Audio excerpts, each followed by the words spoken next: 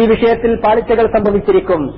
പക്ഷെ അള്ളാഹു സുബ്ഹാനഹു വ തആല നിങ്ങൾ അള്ളാഹുവിന്റെ ദീനിലേക്ക് മടങ്ങുകയാണെങ്കിൽ, അവന്റെ കൽപ്പനാവിലക്കുകൾ പാലിക്കാൻ നിങ്ങൾ തയ്യാറാവുകയാണെങ്കിൽ അള്ളാഹു നിങ്ങളോട് പൊറുക്കും, അള്ളാഹു കരുണ കാണിക്കുന്നവനാണ് എന്നൊരു വാഗ്ദാനത്തോടു കൂടിയാണ് ഈ ആയത്ത് അവസാനിപ്പിച്ചിട്ടുള്ളത്. ഇനി ഈ രണ്ടായത്തുകൾ, ഇതാണ് വിശുദ്ധ ഖുർആനിൽ മുഖ്യമായിട്ടും സ്ത്രീകൾ അവരുടെ മുഖം മറക്കണം എന്ന് പറഞ്ഞതിനുള്ള തെളിവ്. ഒന്ന് സൂറത്ത് നൂറിലെ 31-ാമത്തെ ആയത്ത്, മറ്റൊന്ന് ഇപ്പൊ ഞാൻ ഓതിയിട്ടുള്ള സൂറത്ത് അഹ്സാബിലെ 59-ാമത്തെ ആയത്ത്. പിന്നെ അതിന്റെ ഇടയ്ക്ക് ഞാൻ ഓതിയിട്ടുള്ള 1-2 ആയത്തുകളും ഇതിന് തെളിവായിട്ട് പണ്ഡിതന്മാർ ഉന്നയിച്ചിട്ടുള്ളത് തന്നെയാണ്. ഇവിടെ എവിടെയും മുഖം തുറക്കാമെന്ന് ഇതിന്റെ വ്യാഖ്യാനത്തിൽ ആരും പറഞ്ഞു കാണുന്നില്ല. ഒന്നാമത് ഞാൻ പറഞ്ഞ നൂറിലെ 31-ാമത്തെ ആയത്തിന് കൊടുത്തിട്ടുള്ള വ്യാഖ്യാനം നോക്കൂ. ഐ ലാ യുബ്ഹിർന ശൈഅൻ മിനൽ സീനത്തി ലിൽ അജാനിബ് ഐ വൽയദ്രിബ്ന ബിഖുമുരിഹിന്ന അലാ ദിയൂബിഹിന്ന വലാ യുബ്ദീന സീനതഹുന്ന ഇല്ലാ ലിബുഊലതിഹിന്ന എന്ന് പറഞ്ഞ ആയത്തിന് ഇബ്നു കസീർ നൽകുന്ന വ്യാഖ്യാനം, സ്ത്രീകൾ പ്രദർശിപ്പിക്കരുത്, വെളിവാക്കരുത് ശൈഅൻ മിനൽ സീന, അവരുടെ അലങ്കാരത്തിന്റെ, അവരുടെ ഭംഗിയിൽ നിന്ന് ഒന്നും വെളിവാക്കി കൊടുക്കരുത്. ഇപ്പൊ നമ്മൾ വെളിവാക്കുന്നത് മുഴുവനും ഭംഗിയാണ്. ഏറ്റവും ഭംഗിയുള്ള ഭാഗം വെളിവാക്കി, കണ്ടാൽ അത്ര തന്നെ പുരുഷന്മാർക്ക് വശ്യത തോന്നില്ല എന്ന് തോന്നുന്ന ഭാഗം അടച്ചും പിടിച്ച് അതാണ് നമ്മൾ നടക്കുന്നത്.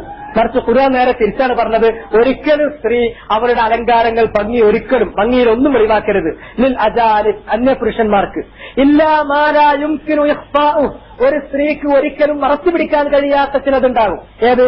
വേഷം ധരിച്ചു കഴിഞ്ഞാലും ആ വേഷത്തിന്റെ പുറത്ത് കാണുന്നത്, നല്ല ജിൽബാബും ഹിമാറും ധരിച്ചു കഴിഞ്ഞാലും ആ വേഷത്തിന്റെ പുറംഭാഗം പുരുഷൻ കാണും പുറത്തിറങ്ങുകയാണെങ്കിലും. അല്ലെങ്കിൽ ആ സ്ത്രീയുടെ ദൈർഘ്യം, ആ സ്ത്രീയുടെ ആകാരം പുരുഷൻ കാണും. അത് ആ സ്ത്രീയെ സംബന്ധിച്ചിടത്തോളം ഒരിക്കലും മറച്ചു പിടിക്കാൻ കഴിയാത്ത കാര്യമാണ്. അത് മാത്രമേ വെളിവാക്കാൻ പാടുള്ളൂ. അതല്ലാതെ വെളിവാക്കാൻ കഴിയുന്ന ഏതെങ്കിലും ഒന്ന് മറച്ചു പിടിക്കാൻ കഴിയുന്ന ഏതെങ്കിലും ഒന്ന് വെളിവാക്കാൻ പാടില്ല. മറച്ചു പിടിക്കാൻ കഴിയാതെ സ്വയം ഒഴിവായി പോകുന്ന ഇത്തരം ആചാരം അല്ലെങ്കിൽ വസ്ത്രത്തിന്റെ മീതെ കാണുന്ന അത് മാത്രമേ യഥാർത്ഥത്തിൽ എന്ത് ചെയ്യാൻ പാടുള്ളൂ, ഒഴിക്കാൻ പാടുള്ളൂ. അതേതാണ്? മുഖവും മുൻകൈയുമാണ് എന്ന് തെറ്റിദ്ധരിപ്പിക്കാറുണ്ട്. അത് തെറ്റാണ്. ഇല്ലാ മാ ലഹറ മിൻഹ, സ്ത്രീ അവരുടെ സൗന്ദര്യത്തിൽ നിന്ന്, അലങ്കാരത്തിൽ നിന്ന് ഒന്നും വെളിപ്പെടുത്താൻ പാടില്ല. ഇല്ലാ മാ ലഹറ മിൻഹ, സ്വമേധയാ വെളിപ്പെട്ടതല്ലാതെ, അല്ലാണ്ട് സ്ത്രീ വെളിപ്പെടുത്തിയതല്ലാതെ എന്നല്ല ഖുർആന്റെ പദപ്രയോഗം. ഇതില് അറബി ഭാഷ പഠിച്ചവരും പഠിച്ചുകൊണ്ടിരിക്കുന്നവരും ഒക്കെ ഉണ്ടാവാമല്ലോ ഈ ക്ലാസ് കേൾക്കുന്നവരിൽ. ഇല്ലാ മാ അൽഹർന മിൻഹ എന്നല്ല ഖുർആൻ പറഞ്ഞിട്ടുള്ളത്. സ്ത്രീകൾ വെളിപ്പെടുത്തിയതൊഴികെ, മുഖമാണെങ്കിൽ സ്ത്രീക്ക് മറക്കുകയും ചെയ്യാം, വെളിവാക്കുകയും ചെയ്യാം.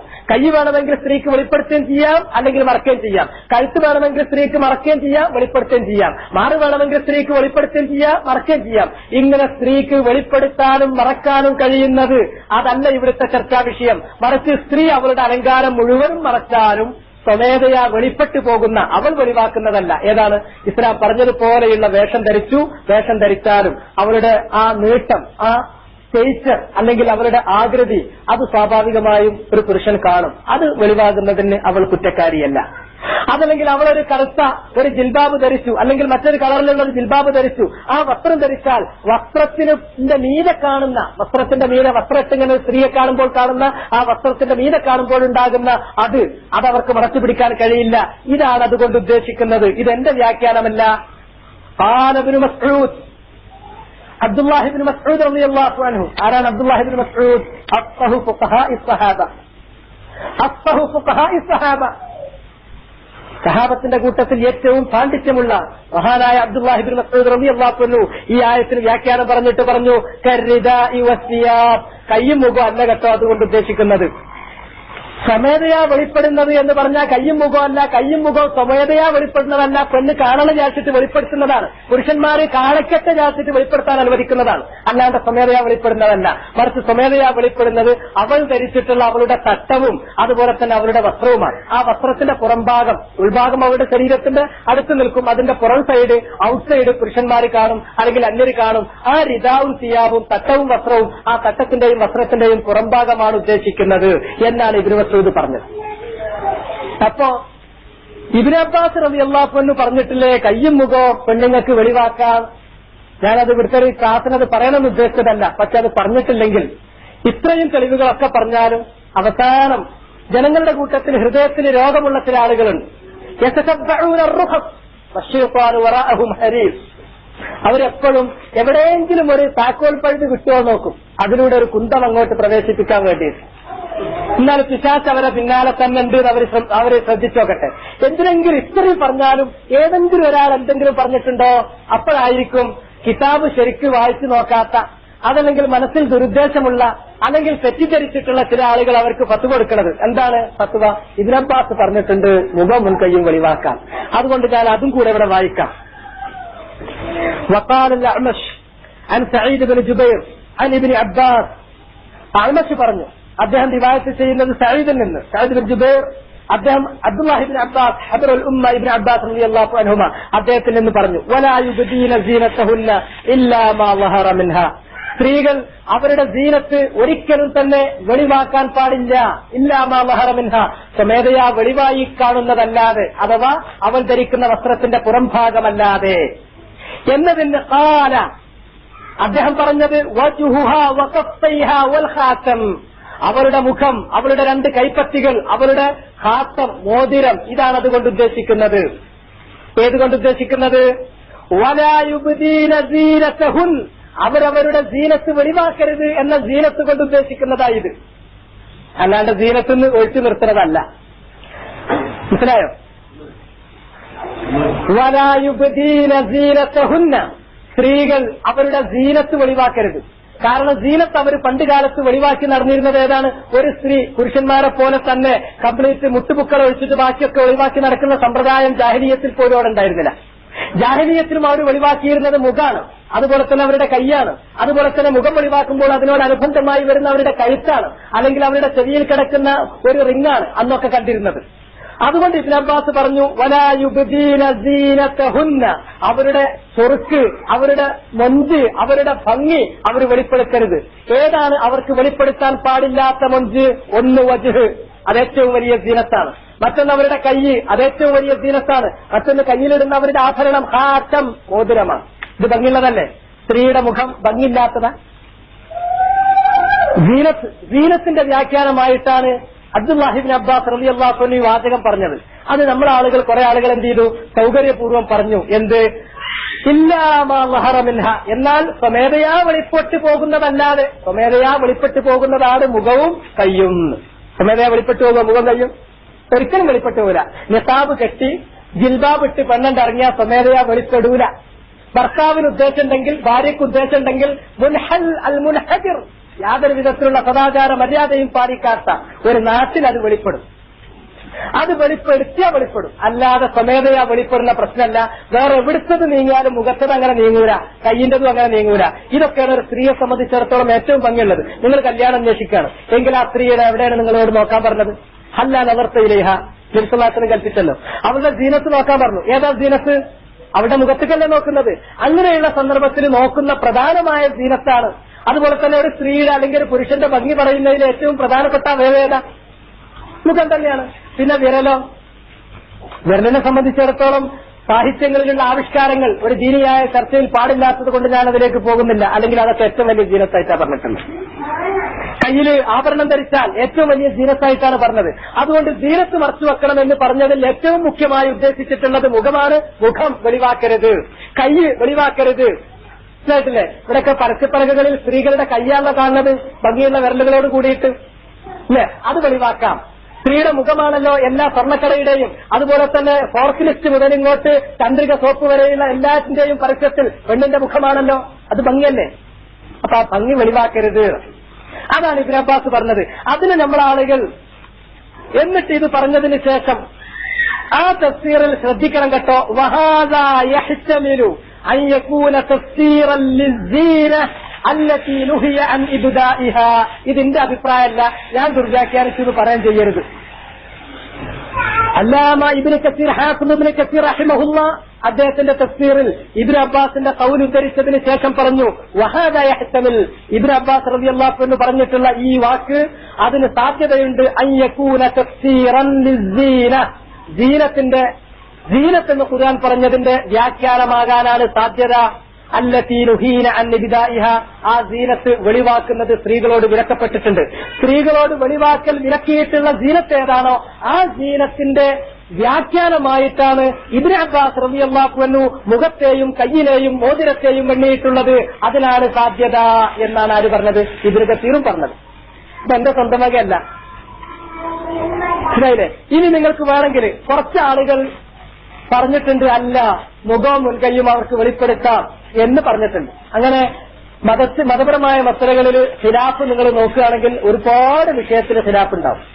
നമ്മൾ ഖിലാഫ് നോക്കിയിട്ട് ഖിലാഫുള്ളതൊക്കെ ഒഴിവാക്കാനോ അതിൽ നമുക്ക് സൗകര്യമുള്ളത് എടുക്കാനോ നടന്നാൽ ദീനുണ്ടാകുന്ന പ്രശ്നമല്ല.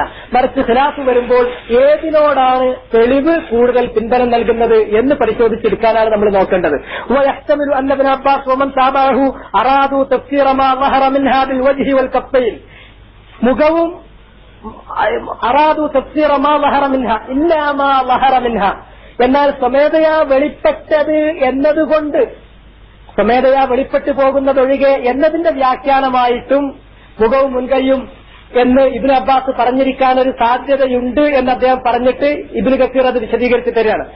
എന്നിട്ട് അദ്ദേഹം പറഞ്ഞു വയുസ്തനസുലഹു, അങ്ങനെ മുഖവും മുൻകൈയും അത് അവർക്ക് വെളിവാക്കാം എന്ന് ഇബ്നു അബ്ബാസ് ഉദ്ദേശിച്ചിട്ടുണ്ട് എന്ന് പറയുന്ന ആളുകൾ അവരവരുടെ തെളിവിന് വേണ്ടിയിട്ട് പിടിക്കാറുള്ളത് അൽ ഹദീസുല്ലദീ റവാഹു അബൂ ദാവൂദ് ഫി സുനനി, ഇമാം അബൂ ദാവൂദ് അദ്ദേഹത്തിന്റെ സുനനിൽ ഉദ്ധരിച്ചിരിക്കുന്ന ഹദീസാണ്. ആ ഹദീസ് പ്രകാരമാണ് ആയിഷ റളിയല്ലാഹു തആല അൻഹ ഖാലത്ത് അന്ന അസ്മാ ബിൻത് അബീ ബക്കർ ദഖലത്ത് അല നബി, അസ്മാ ബിൻത് അബീ ബക്കർ അഥവാ ആയിഷ റളിയല്ലാഹു അൻഹയുടെ സഹോദരി ഒരിക്കൽ നബി സല്ലല്ലാഹു അലൈഹി വസല്ലമയുടെ അടുക്കൽ പ്രവേശിച്ചു. വഅലൈഹാ സിയാബുൻ റിഖാഖ്, അപ്പോൾ അസ്മാ റളിയല്ലാഹു അൻഹ ധരിച്ചിരിക്കുന്നത് ഒരു നേരിയ വസ്ത്രമാണ്. ഫഅറള അൻഹ, നേർമയുള്ള വസ്ത്രം ധരിച്ചുകൊണ്ട് അസ്മാ അഥവാ തിരുമേനിയുടെ പത്നിയുടെ സഹോദരി ആയിഷ റളിയല്ലാഹു അൻഹയുടെ സഹോദരി അസ്മാ റളിയല്ലാഹു അൻഹ കയറി വന്നപ്പോൾ നബി തിരുമേനി അവരുടെ വസ്ത്രം നേർത്ത വസ്ത്രമാണെന്ന് കണ്ടപ്പോൾ മുഖം തിരിച്ചു. വഖാൽ, എന്നിട്ട് തിരുമേനി പറഞ്ഞു, യാ അസ്മാ, അല്ലയോ അസ്മാഎ, ഇന്നൽ മർഅത ഇദാ ബലഗത്തിൽ മഹീർ, ഒരു സ്ത്രീ ആർത്തവപ്രായമെത്തിക്കഴിഞ്ഞാൽ, പ്രായപൂർത്തി തികഞ്ഞു കഴിഞ്ഞാൽ, ലം യസ്ലുഹ് അൻ യുറാ മിൻഹാ ഇല്ലാ ഹാദാ, പിന്നെ അവളിൽ നിന്ന് ഒന്നും കാണാൻ പറ്റില്ല ഇതല്ലാതെ എന്ന് പറഞ്ഞിട്ട് വാശാറ ഇലാ വജ്ഹിഹി വകഫൈ, മുഖത്തിലേക്കും അതുപോലെ തന്നെ രണ്ട് കൈപ്പത്തിയിലേക്കും ചൂണ്ടിക്കാണിച്ചു എന്നൊരു ഹദീസുണ്ട്. ആ ഹദീസ് ഉള്ളതിനാൽ ചില പണ്ഡിതന്മാർ ഇബ്നു അബ്ബാസിന്റെ ഖൗലിനെ അത് വെളിവാകാൻ പറ്റുന്ന സൗന്ദര്യം എന്നതാണ് എന്ന് ഉദ്ദേശിക്കുന്നുണ്ട്. എന്നാൽ ആ ഹദീസ് ഇവരങ്ങനെ ഇബ്നു അബ്ബാസ് റളിയല്ലാഹു അൻഹുവിന്റെ വചനത്തെ വെളിവാകാവുന്ന സൗന്ദര്യം എന്നാക്കി വ്യാഖ്യാനിക്കാൻ അവരെ പ്രേരിപ്പിച്ചത് എന്താണ്? അബൂ ദാവൂദിലുള്ള ഈ ഹദീസാണ്. ആ ഹദീസ് ഉണ്ടല്ലോ, ലാകിൻ ഖാല അബൂ ദാവൂദ്, ആ ഹദീസ് സ്വീകരിക്കാൻ പറ്റിയ ഹദീസ് അല്ല കേട്ടോ. അബൂ ദാവൂദ് പറഞ്ഞു, അബൂ ഹാത്തിമുർ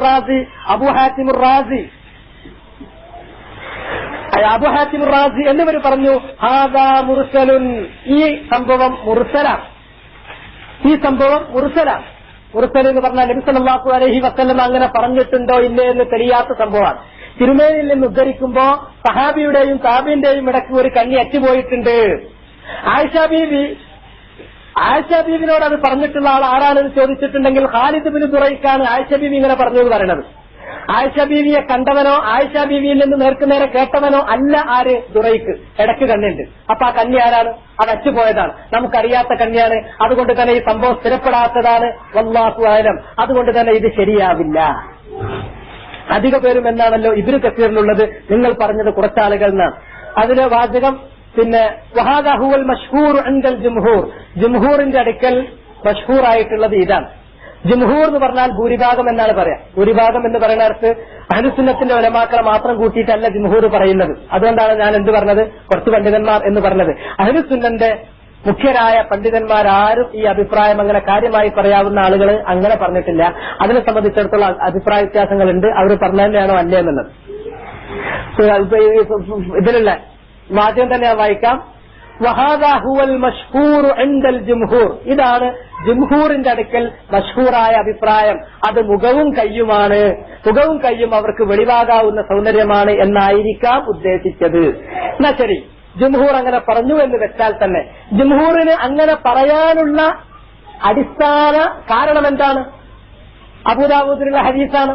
അബൂദാവൂദിലുള്ള ഹദീസോ അത് പിടിക്കാൻ പറ്റുമോ? ഇല്ല, അത് മുർസലാണ്, അത് പോയതാണ്. ഇനി ഇവിടെ ജംഹൂർ അങ്ങനെ മനസ്സിലാക്കിയാലും ഇനി വേറെയുള്ള ചില ആളുകൾ അങ്ങനെ പറഞ്ഞാലും ഇബ്നു അബ്ബാസ് അത് പറഞ്ഞതുകൊണ്ട് ഉദ്ദേശിക്കുന്നത് മുഖവും കൈയും സ്ത്രീക്ക് സ്വാഭാവികമായും വെളിപ്പെടാൻ അനുവാദമുള്ള സൗന്ദര്യമാണ് എന്ന് ഇബ്നു അബ്ബാസിന് അഭിപ്രായമില്ല എന്ന് ഖണ്ഡിതമായിട്ട് നമുക്ക് പറയാൻ പറ്റും. അതിനുള്ള തെളിവെന്താ ചോദിച്ചിട്ടുണ്ടെങ്കിൽ, ഞാൻ അവസാനം പറഞ്ഞ സൂറത്ത് അഹ്സാബിലുള്ള ആയത്തുണ്ടല്ലോ, ആ ആയത്തിന് വ്യാഖ്യാനം പറയുന്നിടത്ത് യഥാർത്ഥത്തിൽ ഇബ്നു അബ്ബാസ് റളിയല്ലാഹു അൻഹു പറഞ്ഞിട്ടുണ്ട്. എന്താണ് ഇബ്നു അബ്ബാസ് റളിയല്ലാഹു അൻഹു പറഞ്ഞിട്ടുള്ളത്? ഖാല അലി ഇബ്നു അബീ ത്വൽഹ. ഇതുകൂടെ ശ്രദ്ധിക്കാം. അത് ഏതായത്തിന്റെ തഫ്സീറാണെന്നും കൂടെ പറയാം. യാ അയ്യുഹൻ നബിയ്യു ഖുൽ ലി അസ്വാജിക വബനാതിക വനിസാഇൽ മുഅ്മിനീൻ യുദ്നീന അലൈഹിന്ന മിൻ ജലാബീബിഹിൻ ദാലിക അദ്നാ അൻ യുറഫ്ന ഫലാ യുസൈൻ വകാന അല്ലാഹു ഗഫൂറർ റഹീമ. അഹ്സാബ് 59-ാമത്തെ ആയത്ത് അഹ്സാബിലെ ഈ ആയത്തിന്റെ വ്യാഖ്യാനം എടുത്തു നോക്കുക. ആ ആയത്തിന്റെ വ്യാഖ്യാനത്തിൽ ഖാല അലി ഇബ്നു അബീ ത്വൽഹ, അലി ഇബ്നു അബീ ത്വൽഹ പറയുന്നു Ibn Abbas, Abdullahi Ibn Abbas റളിയല്ലാഹു അൻഹുവിനെ തൊട്ടുകൊണ്ട് എന്താണ് ഇബ്നു അബ്ബാസിന്റെ വചനം?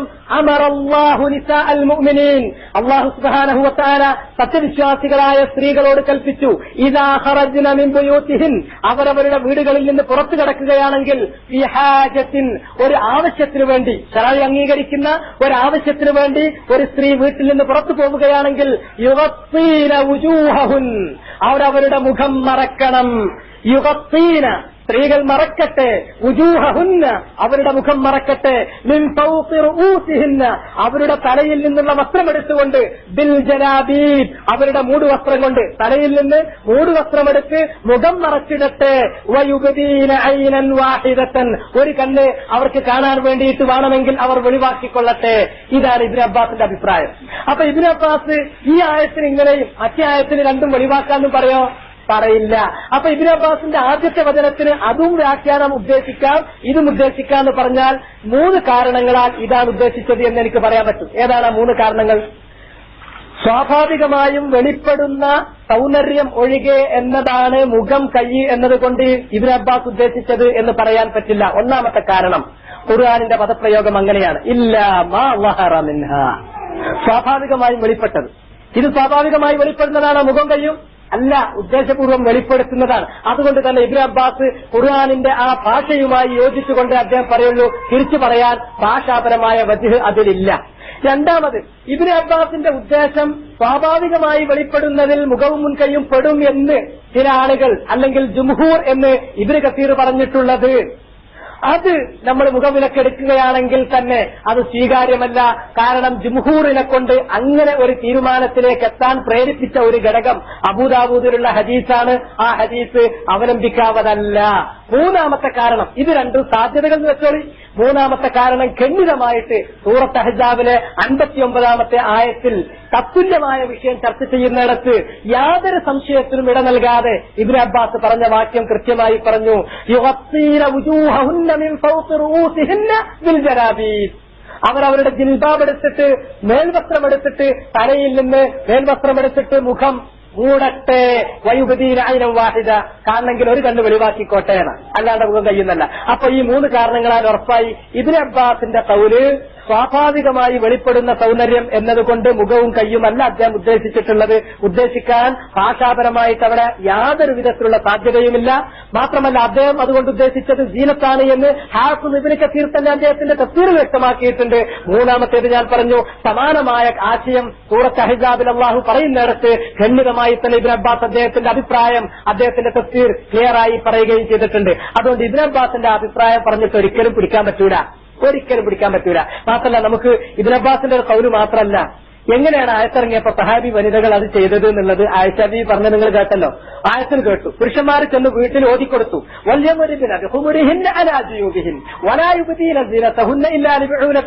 അപ്പൊ ഉടനെ തന്നെ അവരുടെ തുണിയെടുത്തിട്ടോ പുറപ്പെടുത്തിട്ടോ ചീന്തിയിട്ട് തലയിലിട്ടിട്ട് അവരവരുടെ മുഖം മറച്ചുകൊണ്ടാണ് പോന്നിട്ടുള്ളത് എന്നാണ് നമ്മൾ അവിടെ അതിന്റെ തഫ്സീർ പറഞ്ഞിട്ടുള്ളത്. പിന്നെ ഇനി ഞാനൊരു കാര്യം ചോദിക്കട്ടെ. ഇപ്പൊ നമ്മളെ സംബന്ധിച്ചിടത്തോളം, ഒരു വിശ്വാസിയെ സംബന്ധിച്ചിടത്തോളം ഒരു വിഷയത്തിന് തെളിവ് എന്ന് പറഞ്ഞാൽ ഒരു ഹദീസ് മതി. ഹസനായ ഒരു ഹദീസ്, അല്ലെങ്കിൽ സഹിഹായ ഒരു ഹദീസ്, അല്ലെങ്കിൽ ഒരു ആയത്ത്. ഹസനായ ഒരു ഹദീസ് കിട്ടിയാൽ അത് മതി അമല് ചെയ്യാൻ. അതിന്റെ അപ്പുറം വേണ്ട. ഇവിടെ ഹസന്റെ മർത്തബയിലുള്ള ഒന്നും ഞാൻ ഉദ്ധരിച്ചിട്ടില്ല. ഞാൻ ഉദ്ധരിച്ച ഹദീസുകളൊക്കെ സഹിഹായ മർത്തബയിലുള്ള ബുഖാരിയെ പോലുള്ള ആളുകൾ ഉദ്ധരിച്ചിട്ടുള്ള ഹദീസാണ്. രണ്ടാമത് ഹദീസ് മാത്രമല്ല, ഖുർആനാണ്. മാത്രമല്ല അത് എങ്ങനെയാണ് സഹാബത്ത് മനസ്സിലാക്കിയത് എന്ന ഫഹ്മു സഹാബത്ത് വരച്ച് ഞാൻ നിങ്ങളുടെ മുന്നിൽ തന്നു.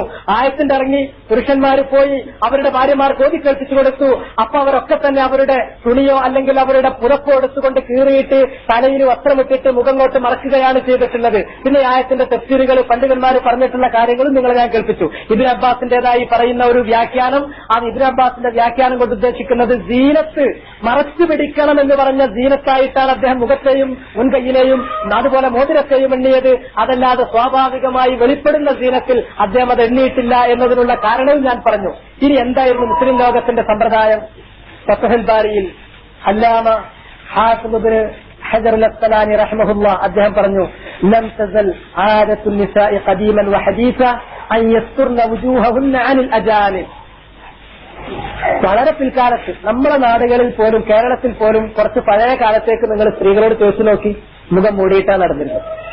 പിന്നെന്താന്ന് ചോദിച്ചാൽ ലോകത്ത് ഉസ്മാനിയ ഖിലാഫത്തിന്റെ അവസാന കാലഘട്ടത്തോടു കൂടി ലോകത്ത് ഇസ്ലാമിക ചിന്തയിലുണ്ടായിട്ടുള്ള വ്യതിയാനവും അതുപോലെ തന്നെ പാശ്ചാത്യരായ ക്രൈസ്തവർ അവർ നടത്തിയിട്ടുള്ള ചിന്താപരമായ അധിനിവേശവും കാരണത്താൽ പല നാടുകളും നിയമപ്രകാരം ഈ മുഖം മറച്ചു നടക്കുന്നതിനെ എതിർത്തു. അതിന് ചില നാടുകളിലുള്ള ഭരണാധികാരികളൊക്കെ കൂട്ടുനിന്നു കൊടുത്തു. അത് ഈജിപ്തിൽ ഒരു വലിയ മാരക രോഗം പോലെ സമൂഹത്തിൽ അത് പടർന്നു പിടിച്ചു. ഈജിപ്തിൽ നിന്ന് ഇങ്ങോട്ട് നമുക്ക് പലപ്പോഴും പല ആശയങ്ങളും കടന്നു വന്നിട്ടുള്ളതിനാൽ നമ്മളും അതിന്റെ പിന്നാലെ പോയി പിന്നീട് മാറുകയാണ് ചെയ്തിട്ടുള്ളത്. ഹാഫിദ് ഇബ്നു ഹജർ പറഞ്ഞത് ലം തസൽ ആദത്തുൻ നിസാഇ ഖദീമൻ വഹദീസ. പഴയ കാലത്തും ആധുനിക കാലത്തും, അദ്ദേഹം പഴയ കാലം എന്നതുകൊണ്ട് ഉദ്ദേശിക്കുന്നത് നബി സല്ലല്ലാഹു അലൈഹി വസല്ലമയും സഹാബത്തും അതുപോലെ തന്നെ താബിഈങ്ങളും ജീവിച്ച അൽ ഖുറൂനുൽ മുഫല്ലല ആ കാലഘട്ടത്തിൽ വഹദീസൻ അദ്ദേഹമൊക്കെ ജീവിച്ചിരുന്ന മധ്യകാലഘട്ടങ്ങളിലും സ്ത്രീകളുടെ പതിവ് അയ്യസ്തുർന വുജൂഹഹുന്ന അനിൽ അജാനിബ്, അന്യപുരുഷന്മാരിൽ നിന്ന് സ്ത്രീകൾ അവരുടെ മുഖം മറക്കണം എന്നുള്ളതാണ്. ഫത്ഹുൽ ബാരിയിലെ 9-ാം വാല്യം 224-ാമത്തെ പേജ്. ഇനി മാത്രമല്ല, നേരത്തെ ഞാൻ പറഞ്ഞ സൂറത്ത് അഹ്സാബിലെ 59-ാമത്തെ ആയത്തുണ്ടല്ലോ, ആ ആയത്തിന്റെ വ്യാഖ്യാനത്തിൽ ഇമാം സുയൂത്തി പറയുന്നത് കേൾക്കുക. ഹാദിഹി ആയത്തുൽ ഹിജാബ്, ഈ പറഞ്ഞതാണ് ഏത്? യാ അയ്യുഹൻ നബിയ്യു ഖുൽ ലിഅസ്വാജിക വബനാതിക വനിസാഇൽ മുഅ്മിനീന യുദ്നീന അലൈഹിന്ന മിൻ ജലാബിബിഹിൻ. തിരുമേനിയോട് അള്ളാഹു ആജ്ഞാപിക്കുകയാണ്, പത്നിമാരോടും പുത്രിമാരോടും സത്യവിശ്വാസികളായ സ്ത്രീകളോടും ആജ്ഞാപിക്കണം, അവരുടെ ജിൽബാബ് അവരുടെ മാറിടത്തിലൂടെ മുഖത്തിലൂടെ അവർ താഴ്ത്തിയിടട്ടെ എന്ന് പറഞ്ഞിട്ടുള്ള ഈ ആയത്ത്, ഇതാണ് ആയത്തുൽ ഹിജാബ്. പർദ്ദയുടെ വിധികൾ പറയുന്ന, ഹിജാബ് പറയുന്ന ആയത്ത്. ഫീ ഹഖ്ഖി സായിരിൻ നിസാ, മറ്റ് സ്ത്രീകളെ പത്നിമാരും പുത്രിമാരുമല്ലാത്ത മുസ്ലിം സമൂഹത്തിലെ മറ്റ് സ്ത്രീകളെ ഉദ്ദേശിച്ചിറക്കിയിട്ടുള്ള ആയത്ത്. ഫീഹ, ഈ ആയത്തിലുള്ളത് എന്താണ്? വുജൂബു സത്രിർ റഅ്സി വൽ വജ്ഹി അലൈഹിം. വുജൂബ് നിർബന്ധമാണ്, സത്റുർ റഅ്സ് തലമറക്കൽ, വൽ വജ്ഹ് അതുപോലെ തന്നെ മുഖം മറക്കലും, അതാണ് ഈ ആയത്തിലുള്ളത് എന്ന് ഇമാം സുയൂത്തി അദ്ദേഹത്തിന്റെ ദുറുൽ മൻസൂറിൽ കൊടുത്തിട്ടുണ്ട്. ഇനി മാത്രമല്ല, ഈ ആയത്തിറങ്ങിയപ്പോ നേരത്തെ ഞാൻ പറഞ്ഞല്ലോ, ആയത്തിറങ്ങിയ സന്ദർഭത്തിൽ എന്താ സംഭവിച്ചത്? ആയത്തിറങ്ങിയ സംഭവത്തിൽ ഉമ്മു സലമ റളിയല്ലാഹു അൻഹ പറയാം. നേരത്തെ ആയിഷ റളിയല്ലാഹു അൻഹ പറഞ്ഞ സംഭവം ഞാൻ പറഞ്ഞു. ഹിജ്റ വന്നിട്ടുള്ള സ്ത്രീകൾ അവരെത്ര നല്ല സ്ത്രീകളാണ്, അള്ളാഹു അവർക്ക് റഹ്മത്ത് കൊടുക്കട്ടെ. അവർ ഈ ആയത്ത് കേട്ടപ്പോ പുതിയ വസ്ത്രമില്ലാത്ത ആൾക്കാർ ഉള്ള വസ്ത്രം ചീന്തിയിട്ട് തലയിലിട്ടുങ്ങാണ്ട് മുഖം മറച്ചു നടന്നിരുന്നു എന്ന് പറഞ്ഞു. ഉമ്മു സലമ പറയുന്നത് ലമ്മാ നസലത്ത് ഹാദിഹിൽ ആയ, ഈ ആയത്തിറങ്ങിയ സന്ദർഭത്തിൽ യുദ്നീന അലൈഹിന്ന മിൻ ജലാബീബിഹിന്ന എന്ന് പറഞ്ഞപ്പോൾ ജിൽബാബ് അവർ ധരിക്കട്ടെ, മേൽവസ്ത്രം അവരുടെ മുഖം മറച്ചുകൊണ്ട് ധരിക്കട്ടെ എന്നിറങ്ങിയപ്പോൾ ഖറജ നിസാഉൽ അൻസാർ. ഇത് മുഹാജിറുകൾ മാത്രം ചെയ്തതല്ല, എനിക്കറിയാം. ഞാൻ അത് പ്രത്യേകം നിങ്ങളെ കേൾപ്പിക്കാൻ കാരണം നമ്മുടെ ആളുകൾ എന്ന് പറഞ്ഞാൽ വല്ലാത്ത താർക്കികന്മാരാണ്. ദീൻ എന്ന് പറഞ്ഞാൽ തർക്കത്തിന്മേൽ നിലനിൽക്കുന്നതാണ് എന്നാണ് നമ്മളൊക്കെ ഇതുവരെ മനസ്സിലാക്കിയത്. വകാനൽ ഇൻസാനു അക്സറ ശൈഇൻ ജദല, മനുഷ്യൻ വല്ലാത്തൊരു താർക്കികനാണ്. അതുപോലെ തന്നെ നബി സല്ലല്ലാഹു അലൈഹി വസല്ലം പറഞ്ഞൊരു ഹദീസാണ്, മാ വല്ല ഖൗമുൻ ബഅദ ഇദ് ഹദാഹുമുല്ലാഹ് ഇല്ലാ ഊതുൽ ജദൽ. അള്ളാന്റെ ഹിദായത്ത് കിട്ടിയിട്ട് അതിൽ നിന്ന് തെറ്റിപ്പോണത് തർക്കം മുഖേനയാണ്. തർക്കിച്ച് തെറ്റിപ്പോകും. അത് മുഹാജിരീങ്ങൾ അങ്ങനെ ചെയ്തു, അത് അവർക്ക് വേണ്ടിയിട്ട് അധികം അവർ ചെയ്തത്, അല്ലാണ്ട് അത് നിർബന്ധമായതുകൊണ്ടൊന്നും അല്ല എന്ന് പറയും. മുഹാജിറാത്തുകൾ മാത്രമല്ല ചെയ്തത്, അൻസാരി സ്ത്രീകൾ എന്താണ് ചെയ്തത്? ഖറജ നിസാഉൽ അൻസാർ, അൻസാരികളിൽപ്പെട്ടിട്ടുള്ള സ്ത്രീകൾ പുറത്തിറങ്ങിയത് കഅന്ന അലാ റൂസിഹിന്നൽ ഖിർബാൻ, അവരുടെ തലയിൽ കാക്ക വന്നിരിക്കുന്നത് പോലെയാണ്. മിനസ്സകീന, അത്രയും സമാധാനത്തിലാണ് അവർ പുറത്തിറങ്ങിയത്. വഅലൈഹിന്ന അക്സിയത്തുൻ സൂദ് യൽബസ്നഹ, അവര് കറുത്ത ഒരു മൂടി തലയിൽ നിന്ന് ധരിച്ചിട്ടുണ്ട്, മൂടിയിട്ടുണ്ട്. അങ്ങനെ കറുത്ത ഒരു വസ്ത്രം കൊണ്ട് അവരുടെ തലയും മുഖവും മൂടിയിട്ടാണ് അവർ വന്നിട്ടുള്ളത്. മുസന്നഫ് അബ്ദുർ റസാഖിൽ ഈ സംഭവം ഉമ്മു സലമയിൽ നിന്ന് സഹിഹായ പരമ്പരയിലൂടെ ഉദ്ധരിച്ചിട്ടുണ്ട്. ഇനി മാത്രമല്ല, ഇതിനുശേഷം സൗദി പണ്ഡിതന്മാര് പറഞ്ഞത് എടുത്തതാണ് എന്ന് പറയാതിരിക്കാനാണ് ചില പ്രധാനമായ ഹിജാബ് ധരിക്കുന്നതിന് നിരുത്സാഹപ്പെടുത്തുന്ന ആളുകൾക്ക് പറയാനുള്ള ചില ന്യായം. ഒന്നതിന് തെളിവില്ല എന്നുള്ളതാണ്. അതിപ്പോ ഞാൻ 4 ആയത്തുകൾ നിങ്ങൾക്ക് കേൾപ്പിച്ചു തന്നു, അതിനിടയ്ക്ക് കുറെ ഹദീസുകൾ കേൾപ്പിച്ചു തന്നു, സഹാബത്തിന്റെ നടപടിക്രമം ഞാൻ നിങ്ങൾക്ക് കേൾപ്പിച്ചു തന്നു. അതുപോലെ തന്നെ ഇനി സൗദി പണ്ഡിതന്മാർ അനുകരിക്കലാണ് എന്ന് പറയും. സൗദി പണ്ഡിതന്മാർ അനുകരിക്കലല്ല എന്ന് പറയാൻ വേണ്ടി മറ്റു ചില സംഭവങ്ങൾ കൂടി ഞാൻ നിങ്ങൾക്ക് വായിച്ചു കേൾപ്പിച്ചു തരാം. മഹാനായ അശ്ശൻഖീത്തി, അല്ലാമ മുഹമ്മദ് അമീൻ അശ്ശൻഖീത്തി, അദ്ദേഹത്തിന്റെ അദ്വാഉൽ ബയാൻ എന്ന തഫ്സീറിൽ അദ്ദേഹം പറഞ്ഞു, വൽയദ്രിബന ബിഖുമുരിഹിന്ന അലാ ജുയൂബിഹിന്ന എന്ന് പറഞ്ഞത് ഏതെങ്കിലും ഒരാൾക്ക് ഇടണം കിട്ടോട്ടെ അല്ലെങ്കിൽ അയാൾ അഴിച്ചിട്ടോട്ടെ എന്നല്ല. നമ്മളെ ആ കൂട്ടത്തിലും അങ്ങനെ ചെറിയ ധാരണ ഉണ്ട്. അതുകൂടി തിരുത്താനാണ് ഞാൻ ഈ പറയുന്നത്. വേണമെങ്കിൽ ഇടാം, അല്ലെങ്കിൽ അഴിച്ചിടാം, അത്രയൊന്നും നിർബന്ധമല്ലല്ലോ. വഹാദൽ ഹദീസു സഹീഹു, ഏത് ഹദീസ്? ആയിഷ റളിയല്ലാഹു അൻഹയിൽ നിന്ന് നേരത്തെ ഞാൻ നിങ്ങളെ കേൾപ്പിച്ച ഹദീസ്. യർഹമുല്ലാഹു നിസാഅൽ മുഹാജിറാത്ത് അൽ-അവ്വൽ, ആദ്യകാലത്ത് ഹിജ്റ പോന്ന മുഹാജിരി പെണ്ണുങ്ങൾക്ക് അല്ലാഹു സുബ്ഹാനഹു വ തആല റഹ്മത്ത് ചെയ്യട്ടെ. ലമ്മ അൻസലല്ലാഹ്, അല്ലാഹു ഇറക്കിയപ്പോൾ വൽയദ്രിബന ബിഖുമുരിഹിന്ന അലാ ജുയൂബിഹിന്ന എന്നായിറക്കിയപ്പോൾ ശഖഖന മുറൂതഹുന്ന, അവരവരുടെ പുതപ്പുകൾ കീറി, ഫഖ്തമർന ബിഹാ എന്നുകൊണ്ട് അതുകൊണ്ട് അവരവരുടെ മുഖം മറക്കുകയും ചെയ്തു എന്ന് ഇമാം ബുഖാരിയുടെ ഹദീസിനെ കുറിച്ച് പറയുന്നു. ഹാദൽ ഹദീസ് അസ്സഹീഹ്, ഇമാം ബുഖാരി ഉദ്ധരിച്ച ഈ സഹീഹായ ഹദീസ് സ്വരീഹുൻ, വളരെ വ്യക്തമായും നമ്മെ പഠിപ്പിക്കുന്നത് ഫി അന്ന നിസാ അസ്സഹാബിയാത്ത് അൽ മദ്കൂറാത്ത് ഫി, ആ ഹദീസിൽ പറഞ്ഞിട്ടുള്ള സഹാബി സ്ത്രീകൾ ഫഹിംന, അവരായത്ത് കൊണ്ട് മനസ്സിലാക്കിയത് അന്ന മഅന ഖൗലിഹി തആല, അല്ലാഹുവിന്റെ വചനം കൊണ്ട് അല്ലാഹു അർത്ഥമാക്കുന്നത് വൽയദ്രിബന ബിഖുമുരിഹിന്ന അലാ ജുയൂബിഹിൻ, അവരവരുടെ മുഖം മക്കന മാറിടത്തിലേക്ക് താഴ്ത്തിയിടട്ടെ, മുഖം മറക്കട്ടെ എന്ന് പറഞ്ഞതിന്റെ അർത്ഥം യഖ്തളി, അത് താല്പര്യപ്പെടുന്നത് സത്ര വുജൂഹിഹിന്ന, അവരുടെ മുഖം മറക്കണമെന്നാണ്. വഅന്നഹുന്ന ശഖഖന ഉസുറഹുന്ന, അവരവരുടെ തുണികൾ കീറി, ഫഖ്തമർന, എന്നിട്ട് അവർ മുഖം മറച്ചു. മുഖം മറച്ചു എന്ന് പറഞ്ഞാൽ ഈ സത്തർന വുജൂഹഹുന്ന, സംശയമൊട്ടുമില്ലാതെ അദ്ദേഹം വ്യക്തമാക്കുന്നു, മുഖം മറച്ചു. ബിഹ ഇംതിസാലൻ ലിഅംരില്ലാ, ആ തുണി കൊണ്ട് അവരുടെ മുഖം മറച്ചത് അല്ലാഹുവിന്റെ കൽപ്പന അനുസരിക്കാനാണ്.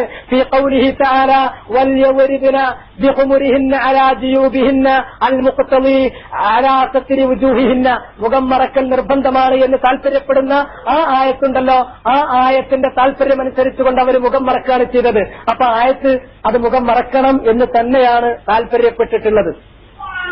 ഇനി അതുമാത്രല്ല, ഇങ്ങനെ ഷൗഖീത്തിയെ പോലെയുള്ള പണ്ഡിതന്മാർ മാത്രമല്ല, ഇനി നമ്മൾ എടുത്തു നോക്കുകയാണെങ്കിൽ നബി സല്ലല്ലാഹു അലൈഹി വസല്ലമയുടെ സുന്നത്തിൽ ഇത് എങ്ങനെയായിരുന്നു? അത് ഒറ്റവാക്കിൽ ഞാൻ നിങ്ങളെ കേൾപ്പിച്ചു. ആയിഷാ ബീവി റളിയല്ലാഹു അൻഹ പറഞ്ഞിട്ടുള്ള സംഭവം, ഒരു സംഭവം പറഞ്ഞത് എന്താണെന്ന് ചോദിച്ചാൽ, മുഹാജിറാത്തുകളായിട്ടുള്ള സ്ത്രീകൾ അവരുടെ മുഖം മറച്ചു എന്ന് പറഞ്ഞു. ഉമ്മു സലമ റളിയല്ലാഹു അൻഹ പറഞ്ഞു, അതുപോലെ തന്നെ അൻസാറുകളായ സ്ത്രീകൾ പുറത്തിറങ്ങിയപ്പോൾ അവർ ജിൽബാബ് ധരിച്ചു മുഖം മൂടിയിട്ടാണ് പുറത്തിറങ്ങിയത് എന്ന് പറഞ്ഞു. ഇനി അതൊന്നുമല്ലാതെ തെളിവുകൾ നിങ്ങൾ നോക്കൂ. ആയിഷ റളിയല്ലാഹു അൻഹ പറയാണ്, കാന റുക്ബാനു യമുറൂന ബിനാ, യാത്രാ സംഘങ്ങൾ ഞങ്ങളുടെ അരികിലൂടെ കടന്നു പോയിക്കൊണ്ടിരിക്കും. വനഹ്നു മഅ റസൂലില്ലാഹി സ്വല്ലല്ലാഹു അലൈഹി വസല്ലം, ഞങ്ങളാണെങ്കിലോ തിരുമേനിയോടൊപ്പമായിരുന്നു. ഇതേതാ സന്ദർഭം എന്നറിയോ? ഹജ്ജിന് പോവുകയാണ്. തിരുമേനിയുടെ കൂടെ തിരുമേനിയുടെ പത്നിമാരും അതുപോലെ തന്നെ മറ്റുള്ള ആളുകളും ഹജ്ജിന് പോകുകയാണ്. അങ്ങനെ ഹജ്ജിന് പോകുമ്പോൾ യാത്രാ സംഘങ്ങൾ ഞങ്ങളുടെ അരികിലൂടെ നടന്നു പോകും. ഞങ്ങൾ തിരുമേനിയോടൊപ്പം മുഹരിമാത്ത്, ഇഹ്റാമിൽ പ്രവേശിച്ച സ്ത്രീകളാണ്. ഇഹ്റാമിൽ പ്രവേശിക്കുമ്പോൾ നിഖാബ് ധരിക്കരുത്, ഖഫാസ് ധരിക്കരുത്, കയ്യുറ ധരിക്കരുത് എന്നും അതുപോലെ തന്നെ നിഖാബ് കെട്ടരുത് എന്നും ഹദീസിൽ വിലക്ക് വന്നിട്ടുണ്ട്. അപ്പൊ ആ വിലക്കുള്ള ഞങ്ങൾ തന്നെ ഫൈദാ ഹാലു ബിന, യാത്രാ സംഘങ്ങൾ സഞ്ചരിച്ച് ഞങ്ങളുടെ നേരെ എത്തിക്കഴിഞ്ഞാൽ സദനത്ത് ഇഹ്ദാനാ ജിൽബാബഹാ അലാ റഅസിഹാ അലാ മിൻ റഅസിഹാ അലാ വജിഹിയ, അവളുടെ ഞങ്ങളുടെ കൂട്ടത്തിൽപ്പെട്ട ഏതൊരു സ്ത്രീയും അവളുടെ തലയിലുള്ള ജിൽബാബ് മുഖത്തേക്ക് താഴ്ത്തിയിട്ടിട്ട് മുഖം മറക്കും. ഫൈദാ ജാവസൂന, അങ്ങനെ യാത്രാ സംഘങ്ങൾ ഞങ്ങളെ വിട്ടുകടന്ന് കഴിഞ്ഞു പോയാൽ കശഫ്നാഹു, അപ്പോൾ ജിൽബാബ് ഞങ്ങൾ തുറന്നിടുകയും ചെയ്യും. ഇഹ്റാമിൽ പോലും അവർ നിഖാബ് ധരിക്കാറുണ്ട്. നിഖാബ് കെട്ടുന്നതാണ് ഒഴിവാക്കിയത്, അതാണ് വിലക്കിയത്. നിഖാബ് കെട്ടുന്നത് ഒഴിവാക്കിയാൽ ജിൽബാബ് മുഖത്തുകൂടെ താഴ്ത്തിയിടരുത് എന്നതിനർത്ഥമല്ല. ജിൽബാബ് മുഖത്തുകൂടെ അവർ താഴ്ത്തിയിടാറുണ്ട്. എപ്പോഴ്? അന്യപുരുഷന്മാരെ കാണുന്ന സന്ദർഭത്തിലും. തിരുമേനിയോടൊപ്പം ആയിഷ ബീവി മാത്രമല്ല, മറ്റ് പത്നിമാരുണ്ട്, അതുപോലെ തന്നെ വേറെ സത്യവിശ്വാസിനികളായ സ്ത്രീകളുണ്ട്. അവര് മുഹരിമാത്ത് എന്ന നിലക്ക് അവരവരുടെ ജിൽബാബ് മുഖത്തുനിന്ന് മാറ്റിയിട്ടിട്ടുണ്ടാകും. അന്യപുരുഷന്മാർ അവരുടെ നേരെ വന്നാൽ ആ ജിൽബാബ് കൊണ്ട് അവർ മുഖം മറക്കുകയും ചെയ്യും എന്നാണ് ഹദീസിൽ വന്നിട്ടുള്ളത്. ഇത് അഹമ്മദ് ഉദ്ധരിച്ചിട്ടുണ്ട്, അബൂദാവൂദ് ഉദ്ധരിച്ചിട്ടുണ്ട്, ഇബ്നു മാജ, ദാറഖുത്നി, ബൈഹഖി പോലെയുള്ള മുഹദ്ദിസീങ്ങൾ ഉദ്ധരിച്ചിട്ടുള്ളതാണ്. ഇത് സൗദി പണ്ഡിതന്മാരുടെ അഭിപ്രായ ഓലെ തഖ്ലീദ. നിങ്ങളൊന്ന് ആലോചിച്ച് നോക്കി. ഇനിയോ അസ്മാ ബിൻത് അബീ ബക്കറിൻ ഖാലത്ത്, അസ്മാ ബിൻത് അബീ ബക്കർ റളിയല്ലാഹു അൻഹായിൽ നിന്നുള്ള റിവായത്ത്, കുന്നാ നുഗത്തി വുജൂഹനാ മിനർ റിജാൽ, ഞങ്ങൾ ഞങ്ങളുടെ മുഖം മറക്കാറുണ്ടായിരുന്നു. മിനർ റിജാൽ, അന്യപുരുഷന്മാര് കാണുമ്പോൾ.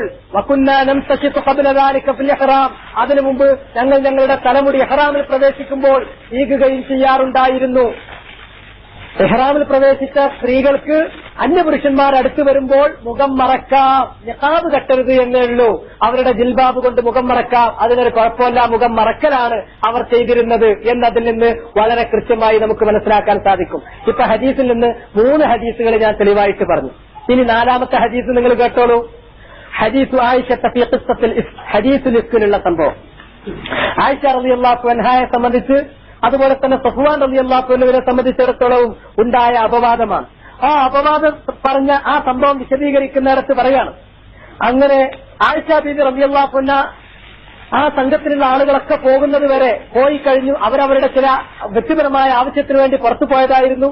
അവര് ശരീരഭാരം കുറഞ്ഞൊരു സ്ത്രീ ആയതിനാൽ അവരെ കുറിച്ച് വിചാരിച്ചു. അവർ ഒട്ടകക്കട്ടിലുണ്ട് എന്ന് കരുതി ഒട്ടകക്കട്ടിൽ എടുത്തിട്ട് വല്ല ഒട്ടകത്തിന്റെ പുറത്ത് കയറ്റി വെച്ചു. അവർ സംഘം പിരിഞ്ഞുപോയി. പക്ഷെ ആയിഷ ബീവി വന്നു നോക്കുമ്പോൾ എല്ലാവരും അവിടെ തമ്പടിച്ചിരുന്ന സ്ഥലത്തുനിന്ന് ആളുകളൊക്കെ പോയിട്ടുണ്ട്. അങ്ങനെ അവരവിടെ തന്നെ ഇരുന്നു, വിഷമിച്ചിരുന്നു. അങ്ങനെ കുറച്ചു കഴിഞ്ഞിട്ട് അവർക്ക് ഉറക്കം വന്നു. അങ്ങനെ കഴിയുന്ന സമയത്ത് ഒരു യാത്ര പോകുമ്പോൾ അന്നുണ്ടായിരുന്ന അറബികളുടെ സമ്പ്രദായം അനുസരിച്ച് എല്ലാവരും പോയാൽ ഏറ്റവും പിറകിൽ കുറെ സമയം കഴിഞ്ഞിട്ട് ഒരാളെ നടക്കാൻ വേണ്ടിയിട്ട് വിടും. എന്തിനാണ്?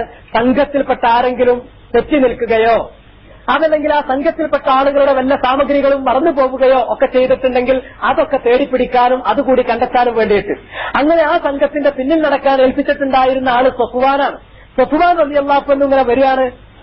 അങ്ങനെ അദ്ദേഹം വന്ന സന്ദർഭത്തിൽ ആയിഷ ബീവി പറയാണ്, വകാന യറാനി ഖബ്ല അൽ ഹിജാബ്. വകാന, അദ്ദേഹമായിരുന്നു. അദ്ദേഹം എന്ന് പറഞ്ഞാൽ സഫ്വാൻ റളിയല്ലാഹു അൻഹു വർള, സഫ്വാൻ എന്നെ കണ്ടിരുന്നു. ഖബ്ല അൽ ഹിജാബ്, ഹിജാബ് ഇറങ്ങുന്നതിന് മുമ്പ്. ഹിജാബിന്റെ ആയത്ത് ഇറങ്ങിയതിന്റെ ശേഷമാണ് സഫ്വാനിനെ കണ്ടത് വിചാരിച്ചാൽ ഞാൻ ആരാണെന്ന് മനസ്സിലാക്കാൻ കഴിയില്ല. കാരണം എന്താ? ആയിഷ ബീവിനെ കാണുമ്പോ മുഖം മൂടിയിട്ട് എപ്പോഴും കാണുള്ളൂ. പക്ഷേ ഹിജാബിന്റെ ആയത്ത് ഇറങ്ങുന്നതിന്റെ മുമ്പ് അവരെന്ത് ചെയ്യാറുണ്ടായിരുന്നു? മുഖം തുറന്നിടാറുണ്ടായിരുന്നു.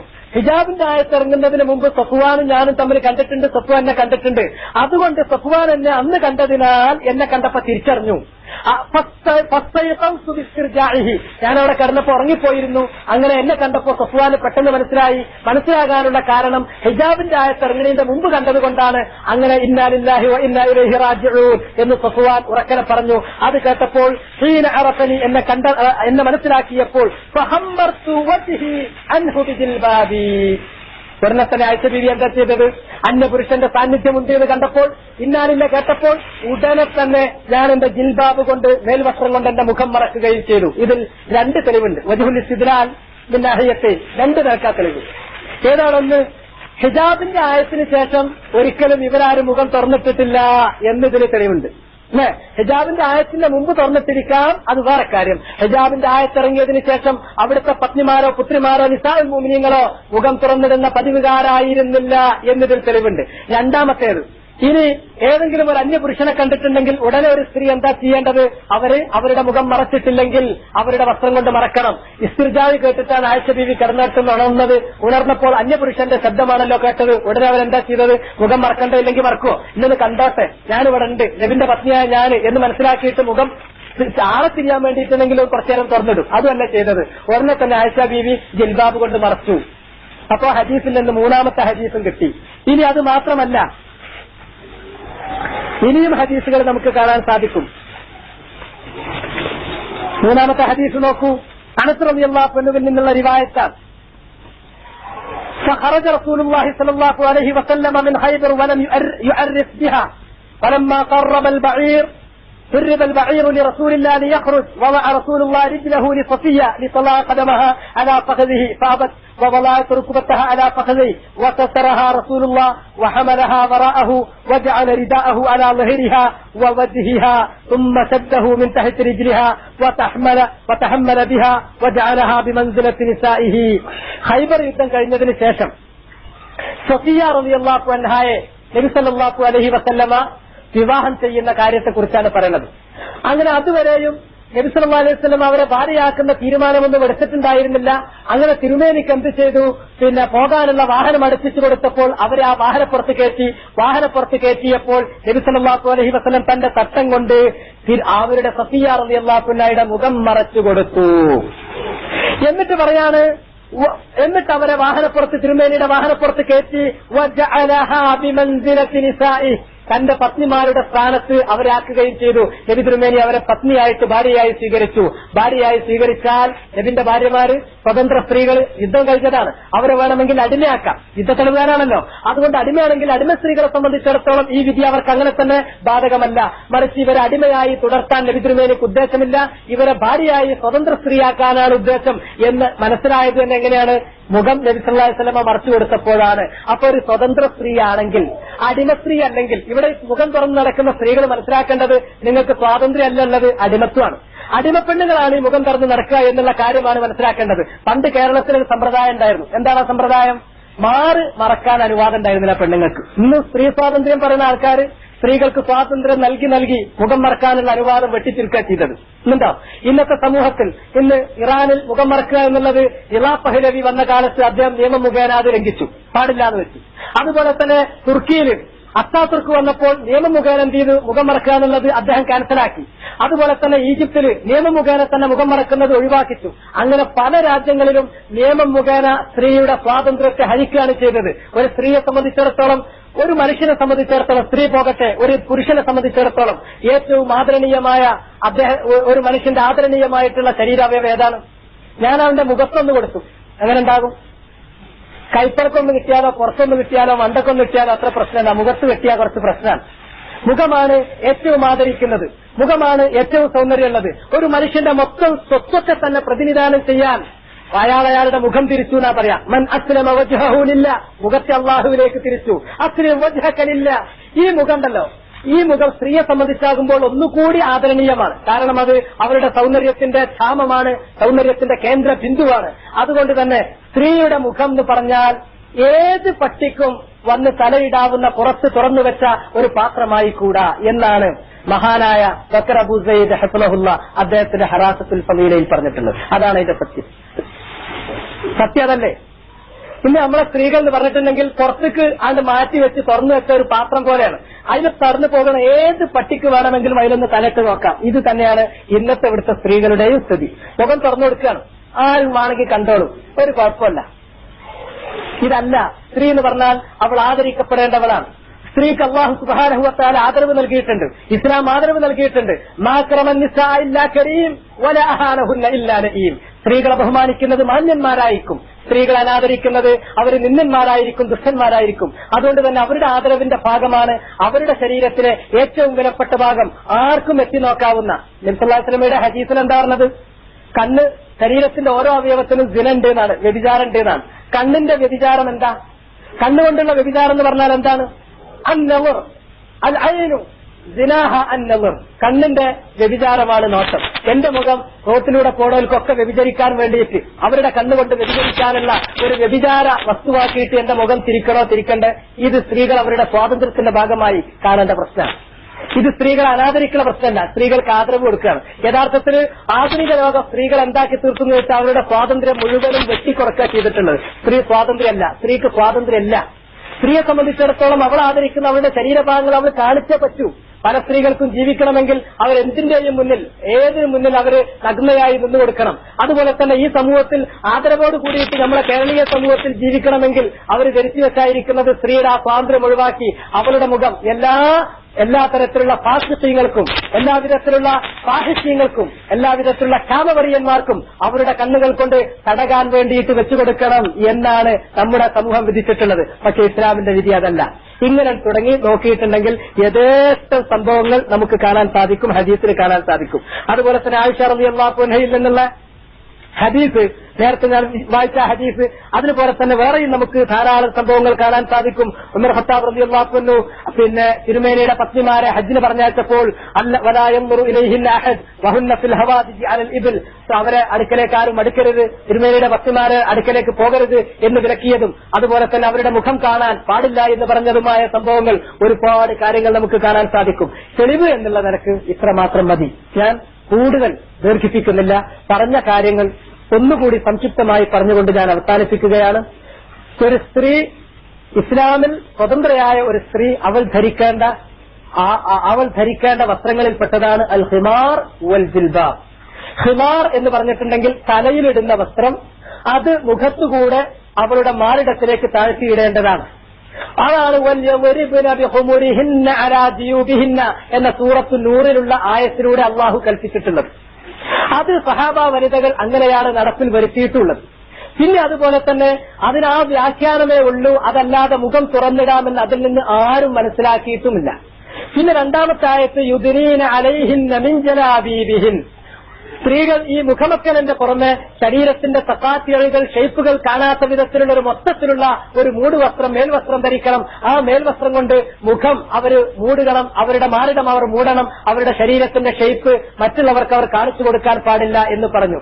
ഇതിന്റെ അടിസ്ഥാനത്തിൽ അൻസാരി സ്ത്രീകളും, ഇതിന്റെ അടിസ്ഥാനത്തിൽ മുഹാജിറത്തായ സ്ത്രീകളും, ഇതിന്റെ അടിസ്ഥാനത്തിൽ മുഫദ്ദലത്തായ ഖുറൂനിലുള്ള ശ്രേഷ്ഠമായ നൂറ്റാണ്ടിലുള്ള എല്ലാ സ്ത്രീകളും അങ്ങനെ തന്നെയാണ് വേഷം ധരിച്ചു വന്നിട്ടുള്ളത്. വളരെ പിൽക്കാലത്ത് മാത്രമാണ് അല്ലാതെ പോയിട്ടുള്ളത്, അഥവാ ഉസ്മാനി ഖിലാഫത്തിന്റെ അവസാന കാലത്ത് മാത്രം. എന്നാൽ ഇതിൽ ഒരു ചെറിയ ഖിലാഫ് നിലനിൽക്കുന്നുണ്ട്. ആ ഖിലാഫ് റസൂലുള്ളാഹിന്റെ ഈ സുന്നത്തിനെ അവഗണിക്കുന്നതിന് ഒരിക്കലും കാരണമായിക്കൂടാ. എന്താണ് ആ ഖിലാഫ്? ആ ഖിലാഫ് തിരുമേനിയുടെ മുമ്പാകെ ചില സന്ദർഭങ്ങളിൽ ചില സ്ത്രീകൾ മുഖം തുറന്നിട്ട് പ്രത്യക്ഷപ്പെട്ടിട്ടുണ്ട്.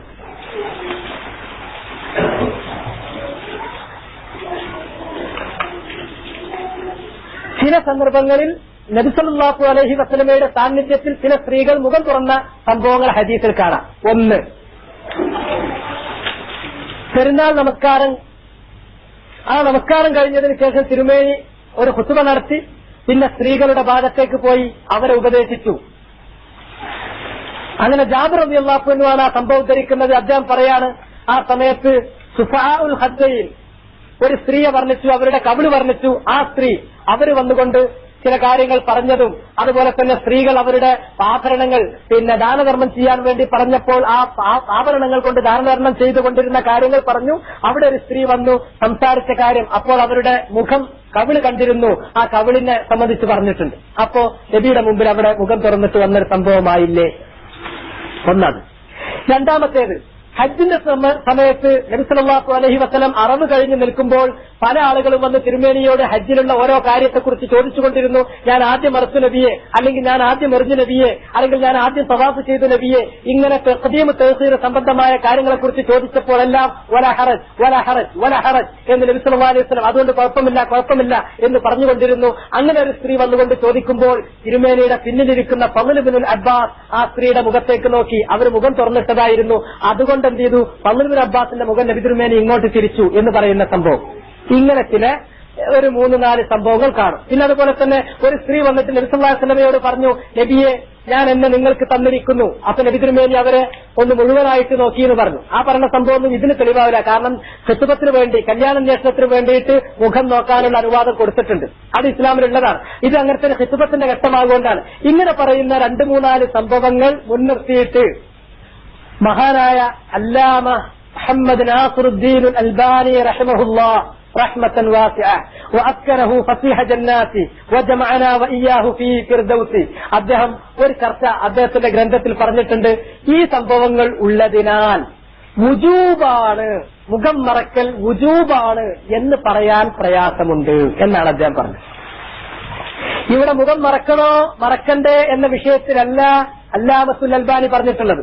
മുഖം മറക്കണം എന്ന കാര്യത്തിൽ യാതൊരു തർക്കമോ, മുഖം മറച്ചാൽ കൂലിയുണ്ട് എന്ന കാര്യത്തിൽ ഒരു തർക്കമോ ഒന്നും അദ്ദേഹത്തിനില്ല.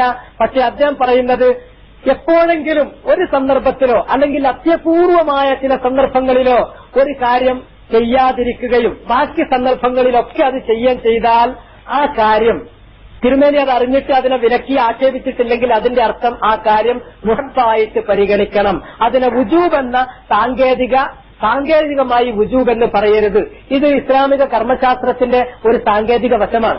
നമ്മളെ സംബന്ധിച്ചിടത്തോളം അമൽ ചെയ്യുന്ന ആളുകളെ സംബന്ധിച്ചിടത്തോളം ഒരു വ്യത്യാസമല്ല. വുജൂബായിട്ട് നമ്മൾ അമൽ ചെയ്യുകയാണെങ്കിലും ഇനി അതെല്ലാം മുസ്തഹബായ നിലക്ക് അമൽ ചെയ്യുകയാണെങ്കിലും അള്ളാന്റെ കൽപ്പനയുണ്ട്, ഹദീസിലുണ്ട്, പ്രവാചക തിരുമേനിയുടെ ഉപദേശമുണ്ട്, സഹാബികളുടെ നടപടിക്രമമുണ്ട്. ആ അടിസ്ഥാനത്തിൽ ചെയ്താൽ പുണ്യം ഉറപ്പ് തന്നെയാണ്. അത് മൊത്തമായി ലംഘിച്ചാൽ അതിന് കുറ്റവുമുണ്ട്. പക്ഷേ ഇങ്ങനെയുള്ള അപൂർവ സന്ദർഭങ്ങളിൽ ഒരു കാര്യം അതിന് എതിർ പ്രവർത്തനം കാണുകയും തിരുമേനി അത് വിലക്കാതിരിക്കുകയും ചെയ്തിട്ടുണ്ടെങ്കിൽ അതിന് മുസ്തഹബ് എന്നാണ് കാറ്റഗറി കൊടുക്കേണ്ടത്. മുസ്തഹബ് എന്ന് പറഞ്ഞാൽ ഒട്ടുമിക്ക സന്ദർഭങ്ങളിലും അത് ചെയ്യുകയും വല്ലപ്പോഴും ഒരിക്കൽ അത്യപൂർവം ഘട്ടങ്ങളിൽ അത് ചെയ്യാതിരിക്കുകയും ചെയ്തുവെങ്കിൽ അത്തരം കാര്യങ്ങൾക്കാണ് മഹാന്മാരായിട്ടുള്ള പണ്ഡിതന്മാർ, ഉസൂലി പണ്ഡിതന്മാർ മുസ്തഹബ് എന്ന് പറയാറുള്ളത്.